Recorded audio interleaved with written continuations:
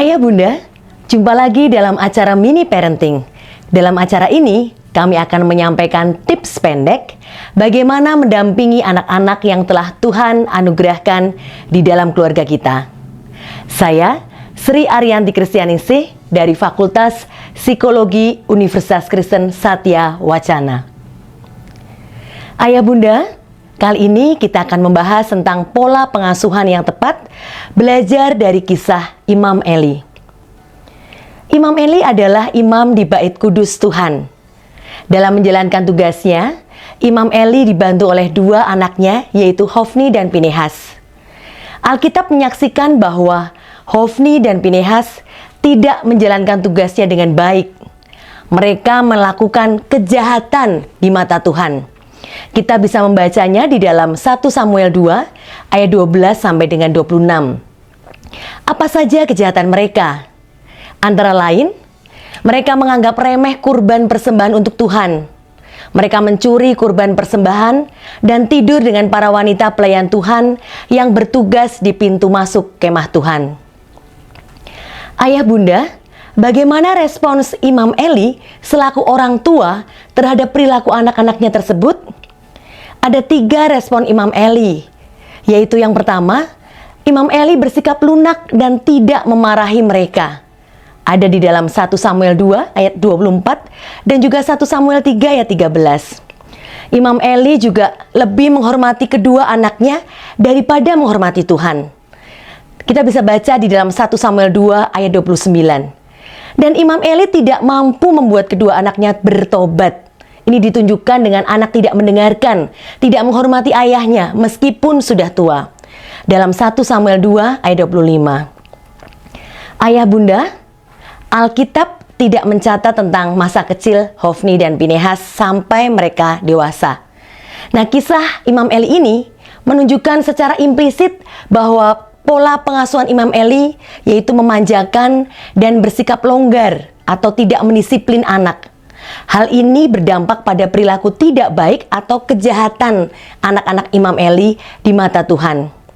Rasa sayang Imam Eli kepada anak-anaknya jauh lebih besar daripada rasa hormat Imam Eli terhadap Tuhan.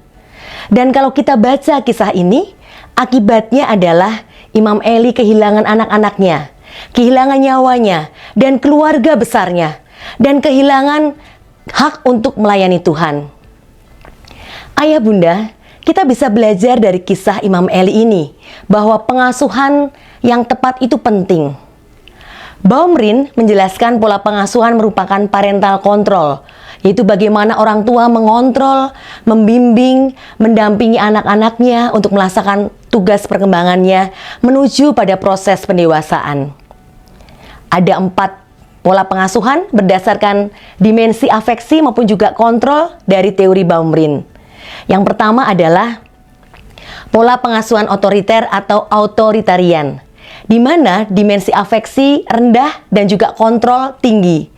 Ciri-ciri dari pengasuhan ini adalah orang tua memperlakukan anaknya dengan tegas, suka menghukum anak yang tidak sesuai dengan keinginan orang tua, kurang memiliki kasih sayang, kurang simpatik, mudah menyalahkan aktivitas anak, terutama jika anak ingin berlaku kreatif. Anak dijadikan miniatur hidup dalam pencapaian misi hidup orang tua. Ayah Bunda, pola asuh yang kedua adalah pola asuh permisif, di mana dimensi afeksi itu tinggi sementara kontrolnya rendah. Ciri-ciri dari pola pengasuhan ini adalah memberikan apa saja yang anaknya mau. Orang tua memberikan kebebasan sebebas-bebasnya terhadap anak. Anak tidak dituntut untuk bertanggung jawab. Orang tua tidak banyak mengatur ataupun mengontrol anak-anaknya.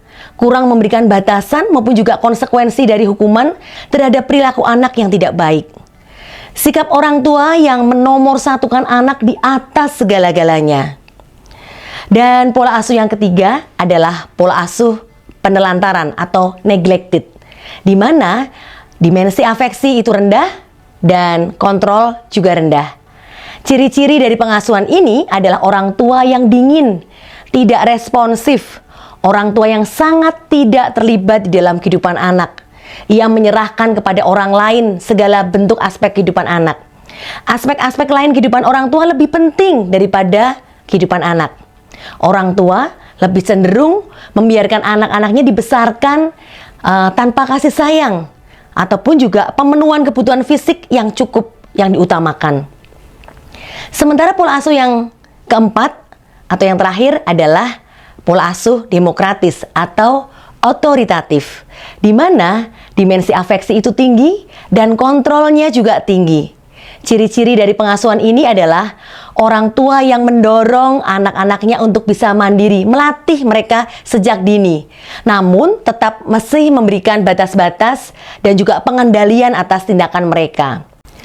Musyawarah verbal di dalam keluarga dikomunikasikan dengan baik, dimungkinkan dengan adanya kehangatan-kehangatan dan juga tetap menunjukkan kasih sayang yang diperlihatkan kepada anak-anak.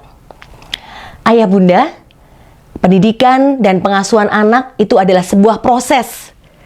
Pengasuhan itu adalah proses merawat, melindungi, dan membimbing, memenuhi kebutuhan anak atas cinta, perhatian, dan nilai. Sementara tidak ada sekolah untuk menjadi orang tua. Keberhasilan orang tua berproses dipengaruhi oleh anak, orang tua itu sendiri, ataupun juga dukungan dari masyarakat ataupun lingkungannya. Orang tua perlu memberikan lingkungan yang kondusif dan pengalaman yang membawa pertumbuhan terhadap potensi yang optimal anak-anaknya. Orang tua perlu seimbang antara memberikan dimensi afeksi perhatian ataupun juga kontrol terhadap anak-anak. Perlu konsistensi dan model dari orang tua.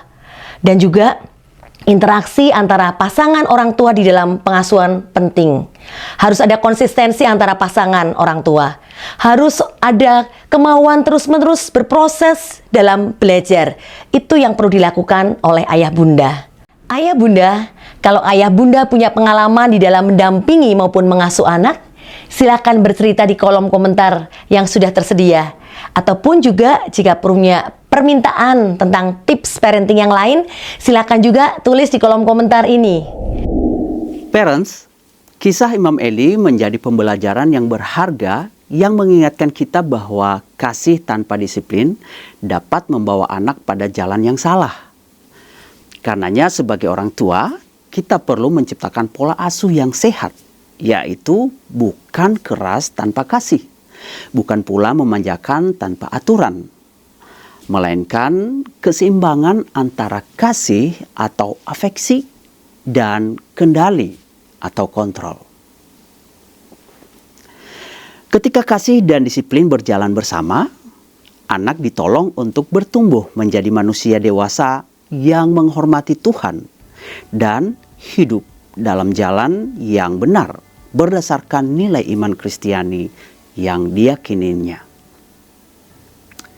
Karena itu parents, Alkitab menegaskan, didiklah orang muda menurut jalan yang patut baginya, maka pada masa tuanya pun ia tidak akan menyimpang dari jalan itu. Amsal 22 ayat 6. Dan sebagai penutup, ingatlah, bila ingin berhasil menjadi orang tua yang bijaksana bagi anak-anak yang telah Tuhan anugerahkan di dalam keluarga kita, berilah waktu yang memadai untuk mereka, untuk bisa beraktivitas bersama-sama dengan mereka.